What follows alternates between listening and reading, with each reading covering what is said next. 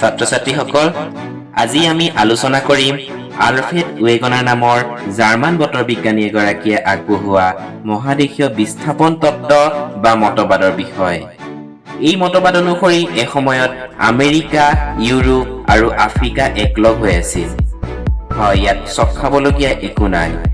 Antonio' পেলিগ্ৰিনি নামৰ লোক এজনে প্ৰথমে তিনিওখন মহাদেশ লগ লগাই এখন মানচিত্ৰ অংকন কৰিছিল আৰু অৱশেষত 1912 চনত পোনপ্ৰথমবাৰৰ বাবে আলফ্ৰেড ৱেগনাৰে এই মতবাদৰ পোষকতা কৰিছিল আৰু তেওঁ কৈছিল, প্ৰথম অৱস্থাত এখনেই মাত্ৰ মহাদেশ আছিল আৰু এখনেই মাত্ৰ মহাসাগৰ আছিল। মহাদেশখনৰ নাম আছিল পেংগিয়া আৰু মহাসাগৰখনৰ নাম আছিল পান্থালাছা। তেওঁ কৈছিল 200 নিযুত বছৰ আগতে পেংগিয়া ফাটিবলৈ আৰম্ভ কৰিছিল দুটা ভাগত।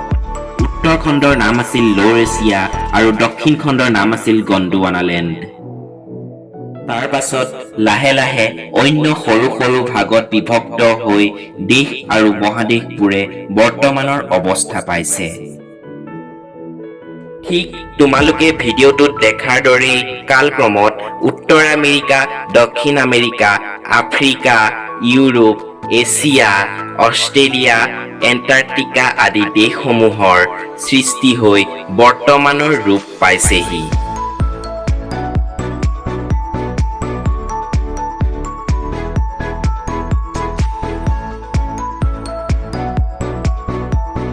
পুনৰবাৰ কৈছো, বৰ্তমানৰ সকলো মহাদেশবোৰ লগ লাগি এখন প্ৰকাণ্ড মহাদেশ আৰু তাক আৱৰি এখন বিশাল মহাসাগৰ বৰ্তি আছিল। আৰু এই কথা পোনপ্ৰথমবাৰৰ বাবে 1912 চনত আলফ্ৰেড ৱেগনাৰে তেওঁৰ মহাদেশীয় বিস্থাপন তত্ত্ব বা মতবাদৰ জৰিয়তে জনাইছিল।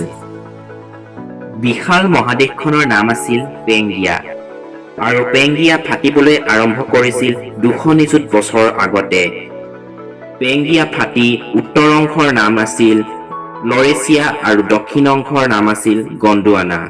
আৰু কালক্ৰমত লাহে লাহে সৰু সৰু ভাগসমূহৰ বিভাজন হৈ ই বিস্থাপন কৰি বা গতি কৰি বৰ্তমানৰ বিশ্বৰ দেশ মহাদেশসমূহৰ সৃষ্টি হৈছে।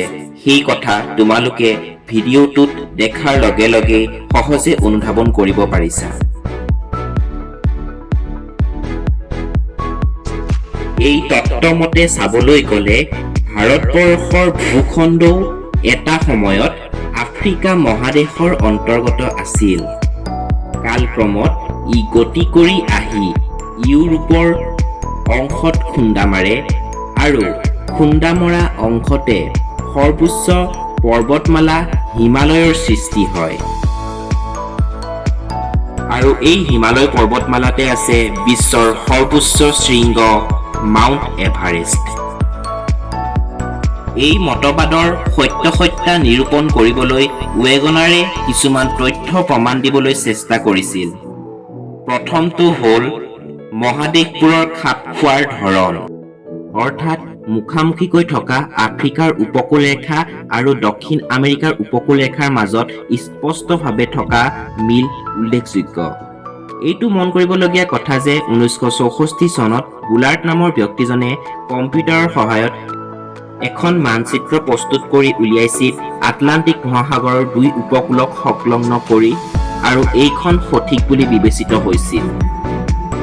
প্ৰমাণ হিচাপে তেওঁ দ্বিতীয়তে কৈছিল মহাসাগৰৰ দুয়োপাৰৰ শিলাৰ বয়স একেই হোৱাৰ কথা, আৰু তৃতীয়তে কৈছিল একেধৰণৰ প্ৰাণী, উদ্ভিদ আৰু জীৱাশ্মৰ অৱস্থিতি মহাসাগৰৰ দুয়োপাৰত দেখা পোৱাৰ কথা। এয়াই হৈছে আলফ্ৰেড ৱেগনাৰৰ মহাদেশীয় বিস্থাপন তত্ত্ব বা ইংৰাজীত কণ্টিনেণ্টেল ড্ৰিফ্ট থিয়ৰী,